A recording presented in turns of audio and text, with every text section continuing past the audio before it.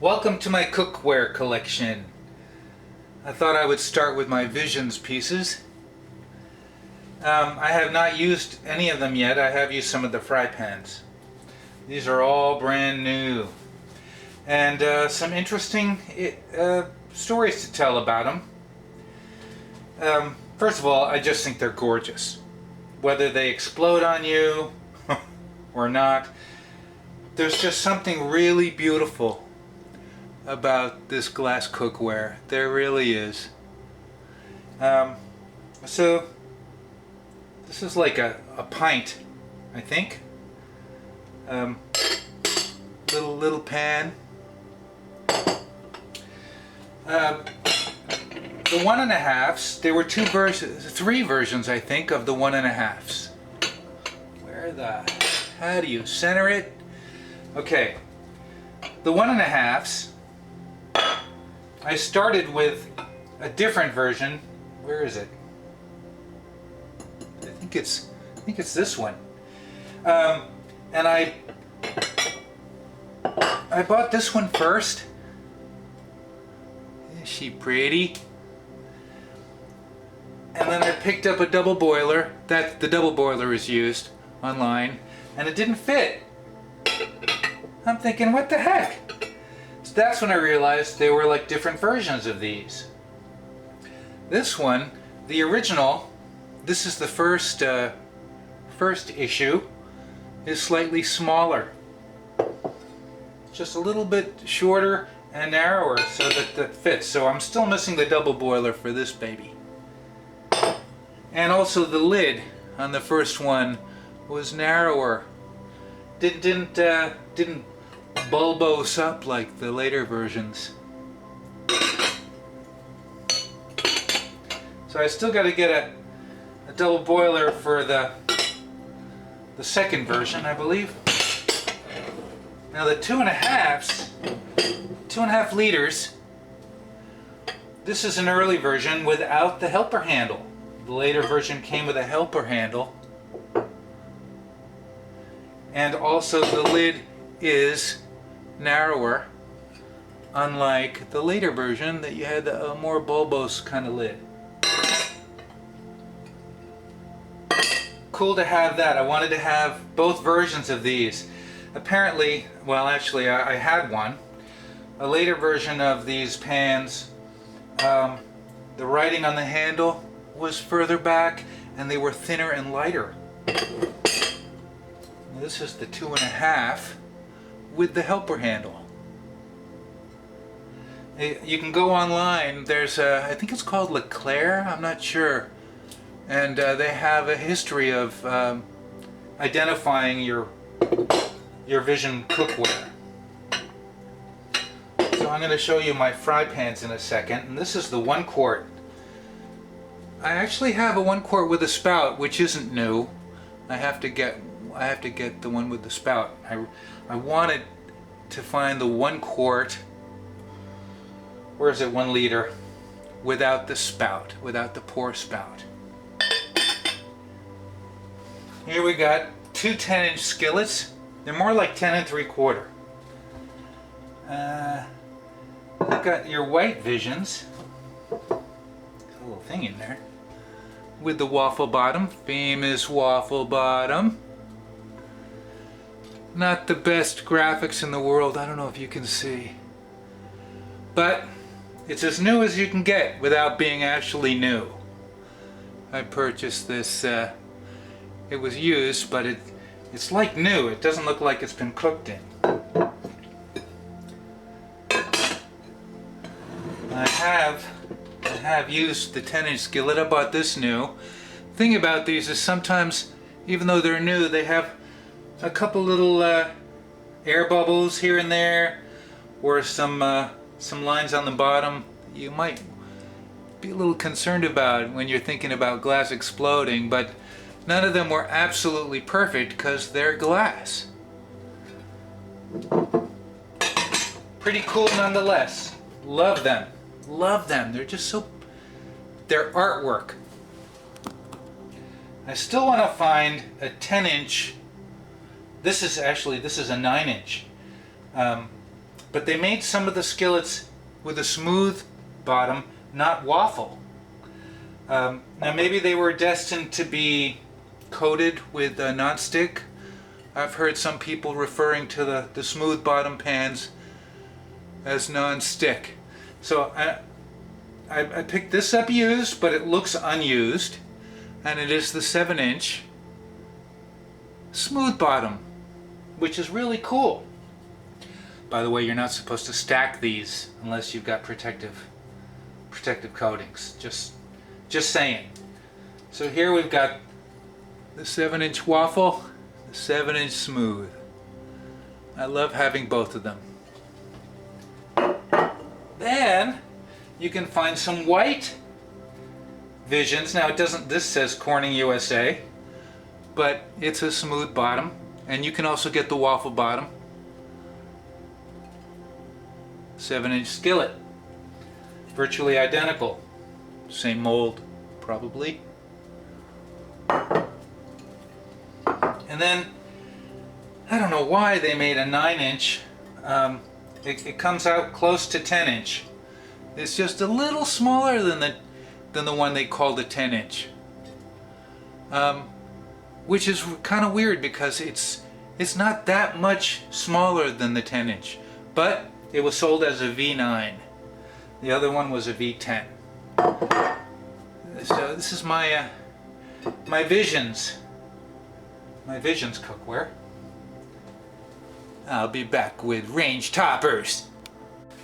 So then Corningware had a bunch called range toppers.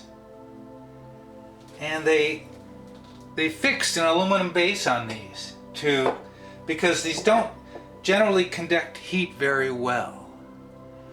And I don't think they conduct heat very well even with these aluminum bases.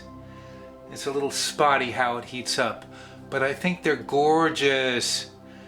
They're just beautiful, beautiful, clean cookware, healthy cookware. Nothing gets into your food because they call it pyroceram, I believe.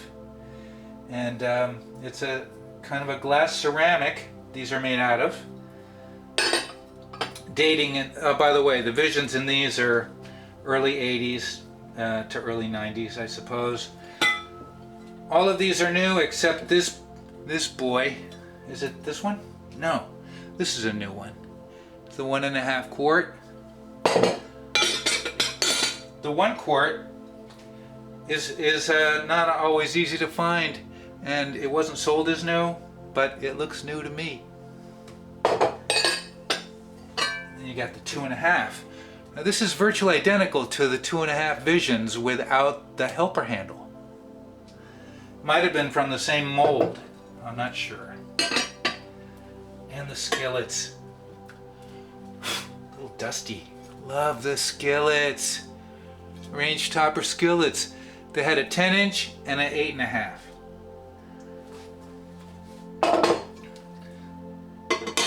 This was the first piece I picked up. Not true. I first picked up a used white one, winter white I think they call it. And that was sort of when I got hooked and I wanted to acquire a bunch of these pieces. Now unfortunately my burner coils can scratch the bottom of this aluminum. This was the first one I tried making eggs in. I've got a video up on it. It was just too small to get the spatula in though.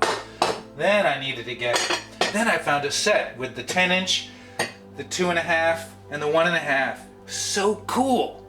Anyway, this is not a range topper, but you can put it on the range. These are called minuets. There are 2 more of these I'd like to get. That was part of a 3-piece set. Just tiny little blue cornflower pans. So this is my Corningware range topper set. Love them! Oh, and I also have a 5 quart winter white range topper that was new. But I'm not showing it to you because it's hot in here and it's over there. And now we've got Calphalon. Is that how you pronounce it? Calphalon Kitchen Essentials. I first found 2 of the saucepans at a thrift shop. And they were used, they were pretty scratched up. But I thought to myself, wow, these are heavy. I mean, they really have weight to them, and they're built like a tank. There's not like a ping. These are solid, and with a fold over lip, which really sturdies them up. I think that's fold over. Yes, it is. So I kept looking on eBay, and I found a new set.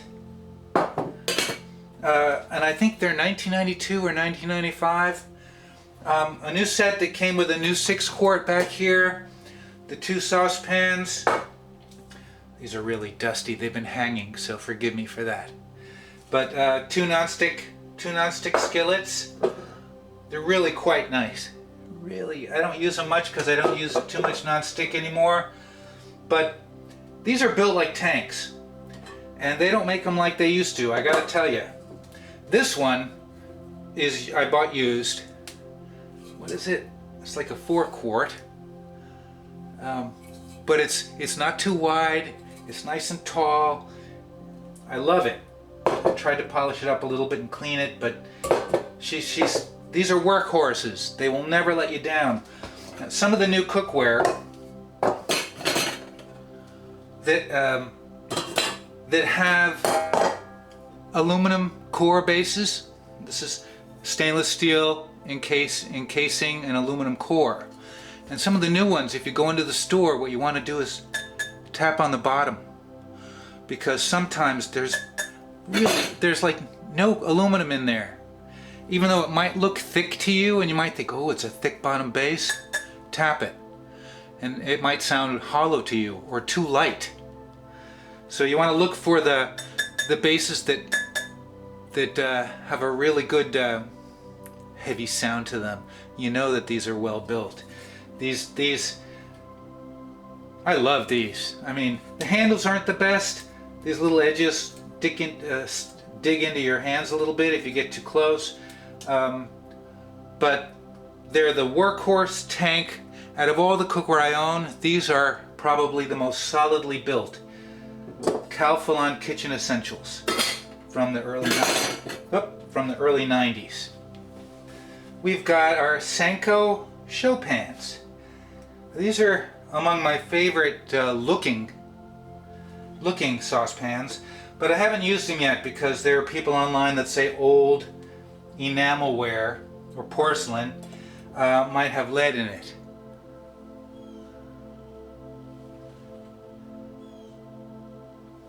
But they're gorgeous. I mean, they're just really pretty. The lids are nice and heavy. Bakelite handles. I really should do a lead test. There's a good chance there might be lead from the coloring on the outside. Doesn't mean there's lead on the inside though. And they've got a pretty good weight. I'm sure they don't heat very evenly because there's no core. On the burner they heat up really fast. I did cook eggs in one of the saucepans. I have 2 saucepans. And if you do it right, they don't stick. But that's the only time I've eaten out of these. So I really should get a lead test to see, because I would love to use one of these. Just maybe once or twice. But I can't bring myself to let them go, even if they do have lead, because I think they're just one of the more beautiful examples of vintage cookware that you can find. They're just really, really pretty. And there's this beautiful marbling. I don't know if you can see it in the camera. So that's my Sanko show pans cookware. You've probably never heard of these. I don't know if you've heard of the chef called Tim Love. But there was a set on eBay, a 7-piece set, that said it had a copper core. I'm sorry, well, I might have said copper clad cookware. A lot of the cookware I have, sometimes I buy it for the design, or the quality. You always want the quality, but I loved how these looked. It's like if you had cast iron and stainless steel. If you were out on a campfire, you'd have a lid handle like that, or you wouldn't. But these are pretty solid too. Pretty solid, a little bit more of a ping. Tim Love style. There still might be one set on eBay, and the guy that I bought these from had 2 sets, and now he's only doing pickup because he lost money shipping them to me, and I offered to pay him more and he never wrote me back. Why would I offer that? Anyway, you can see there's a copper band. It's actually a copper core with a stainless steel plate, and they heat up really well. Is that focused? I have no idea if it's doing autofocus. The only thing I don't like about these is that they're wide mouth pans. Sometimes it's really good to have, sometimes it isn't. I love the handles. The handles are freaking weird. They are just weird handles. You don't see that on cookware. I love it. Very nice pans. I'm very happy. So it came with I think that's a 4-quart. Oh, and it's heavy. You wouldn't think it's heavy. Now they are made in China. But these also, I think these were made in the early 2000s or 2010. I can't remember the date. It came with a little pamphlet that told you how thick the copper was. I can't remember right now, but it was good thickness. Just a little under what All-Clad sells. And the skillet has this wonderful chef style curvature to it. Heats up really well, cleans really well. I love these. Tim Love stainless steel cookware set. Okay, now we move on to a cookware called Decor. I don't think it was called Decor, who knows. Decor. And I think they're mostly known for their kitchen appliances. I'm not sure if these were sold separately or if they came with this expensive appliance you purchased. These were, I bought new, dated 2010. I believe that this cookware, if you can ignore the handles are thin like All-Clad, but they don't have the groove. Now, in one way, they don't dig into your hand, but if the pan is full, it's really hard to flip. It's not the easiest to flip. Why do I think these are among the best made cookware ever made? Stainless steel ever made? And by the way, the company that there's a company that made these for Decor, and they put out their own set later, not that long ago, which I own, which have big bulbous handles. The pans are almost identical, except the handles are huge. So they went from really thin to really huge. If the handle was just a little bit narrower, that new, I think the company was called Lakeland Industries, but don't quote me. And I'll get to why I think these are the best cookware ever made. They're tri-ply. Well, yeah, what's so big about tri-ply? So you've got stainless steel, and these are induction, but stainless steel, aluminum core up the sides, and stainless steel inside. No biggie. There's a lot of tri-ply cookware, but it also has an aluminum core base. Not only that, but it's got dots. Now the company Lakeland, I believe they released their cookware called Hot Dots, which is a good name. The newer versions, the Hot Dots, have fewer dots, but I don't think that would affect too much. And also the beautiful curvature, they're easy to clean. They're just don't have the best handles, but I think these are like, finding a tri-ply set that also has, I'm sorry, there's a little grease here. A tri-ply set that also has a thick aluminum core. That's like the best of both worlds in my opinion. I believe that that alone makes this pan rival a cast iron. It's got the heat up the sides, it's got the aluminum core on the sides, and it's got the aluminum core base. Usually you get one or the other. Aluminum core with a thin stainless steel, or you get the tri-ply, which is It just goes all the way to the bottom. It doesn't have the aluminum core. If you can find this at a reasonable price, because people price gouge. These are, I believe, probably the best cookware ever made. I'm just saying.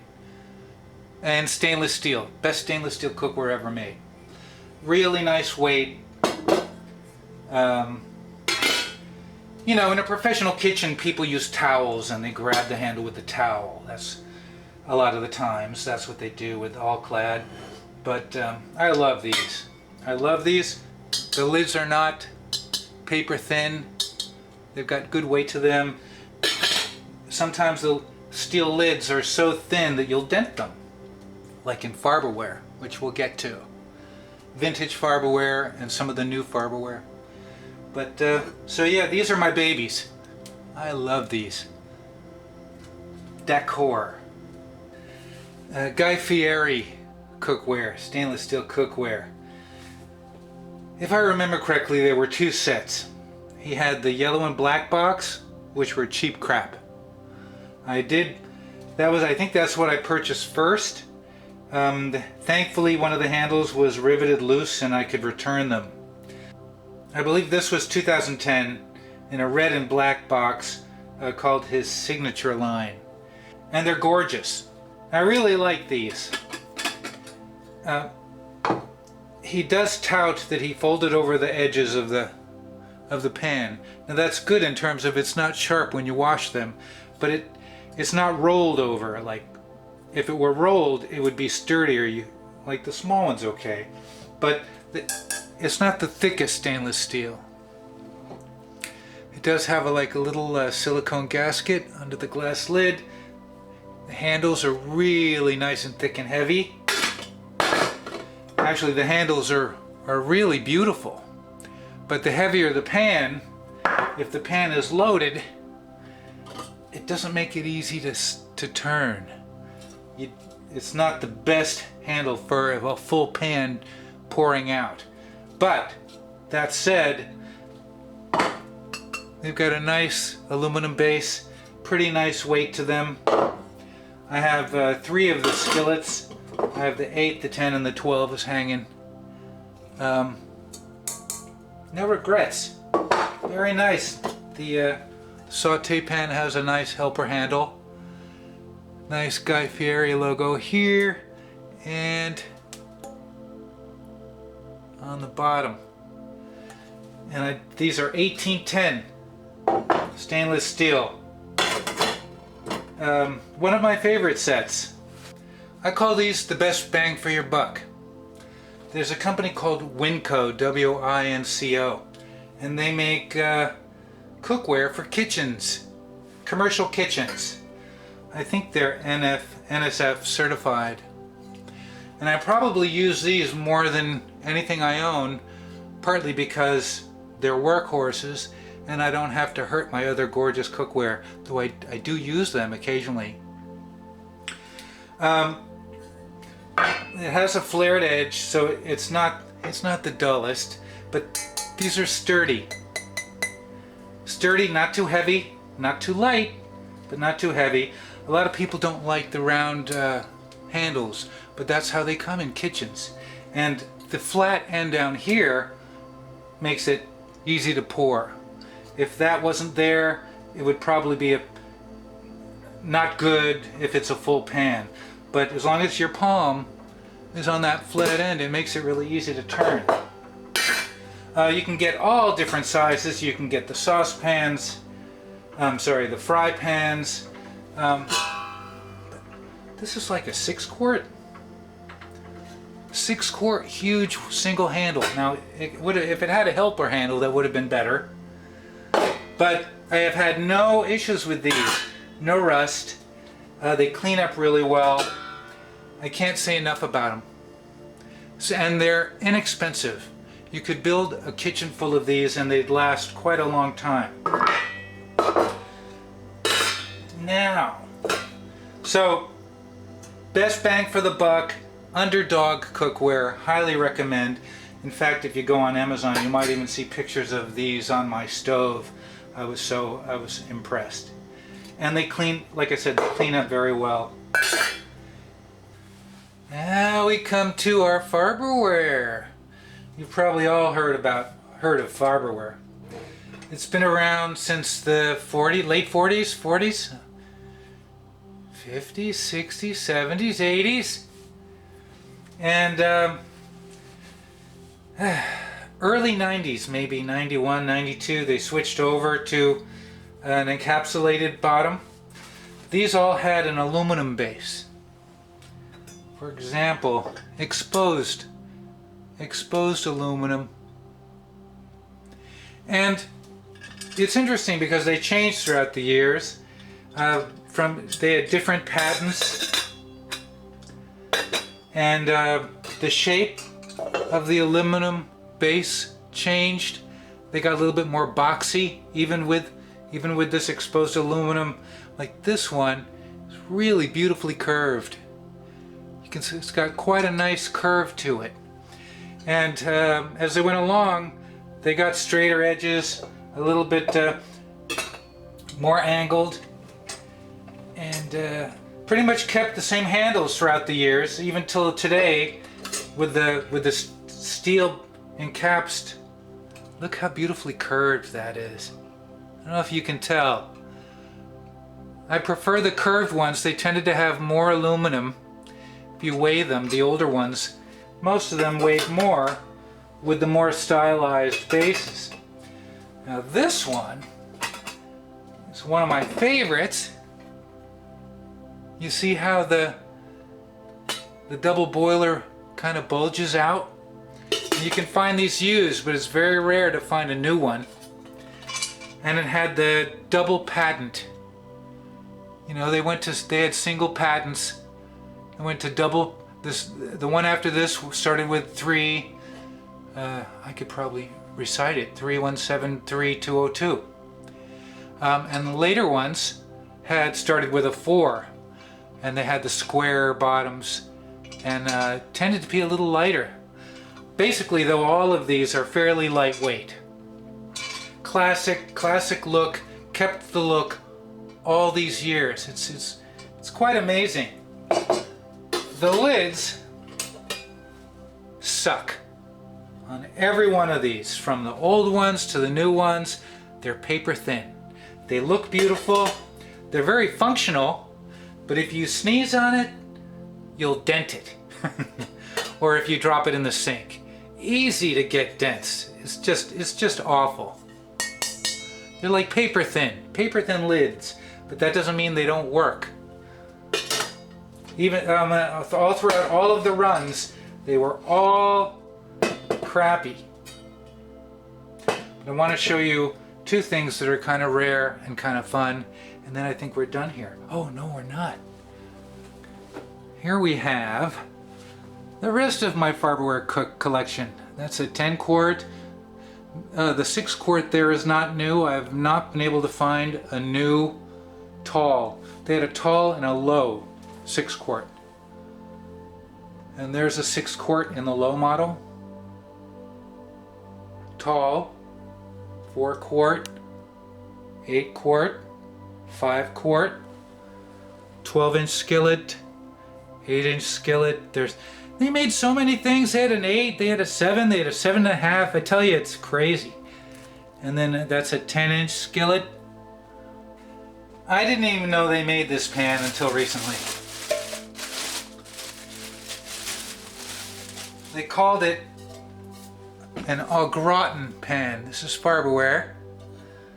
It's stainless steel, but it's got an aluminum up the sides and the base. It's fairly lightweight, though. I wish it was heavier. I have not used it, but this is a very old pan. You don't see these very often. I think they call it like an everyday pan, but the actual paperwork said au gratin. Pretty cool, huh? Beautiful machine marks, and you've got aluminum. It's like a tri-ply without the stainless steel on the bottom. So it's a double ply. Pretty cool. Didn't know they made that. And then these are sought after. They're omelet pans. And the person who was selling this misspelled omelet. And I got it for a really good price. I wish I could get a 10-inch. This is a brand new omelet pan. You don't see these very often. New. What year was it? 76. 1976. Very weird kind of looking handle. Got not too heavy, not too light though.